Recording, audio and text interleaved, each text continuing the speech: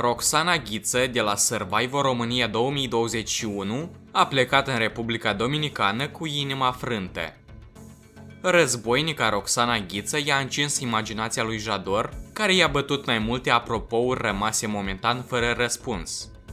Tânăra de 22 de ani este considerată una dintre cele mai sexy sportive de la Survivor România, iar vestea bună pentru pretendenții ei este că recent a rămas fără iubit, după ce relația lor a durat mai mult de 3 ani. Roxana Ghiță de la Survivor România 2021 nu a avut foarte multe relații până acum. Din contră, ea și-a petrecut ultimii 3 ani și jumătate în compania unui bărbat pe nume Eduard, cu care părea să aibă o relație perfectă. Cei doi au anunțat că s-au mutat chiar împreună după ce au plecat să studieze în Marea Britanie.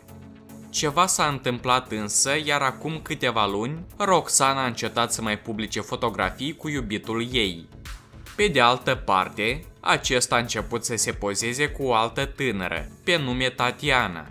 Nu știm cine a fost de vină, cine a greșit sau cine a părăsit pe cine, cert este că după o relație atât de lungă, care ți-a ocupat practic jumătate din adolescență, este greu să nu suferi, mai ales că Roxana a arătat că este o tipă foarte sensibilă.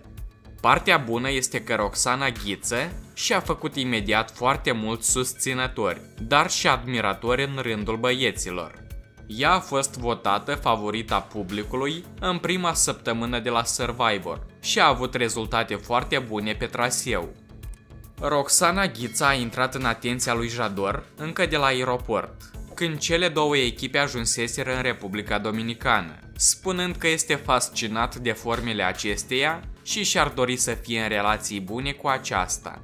Roxana reprezintă tipul de femeie care îi se potrivește exact, de aceea și-ar dori să fie mai mult decât prieteni, a spus Jador.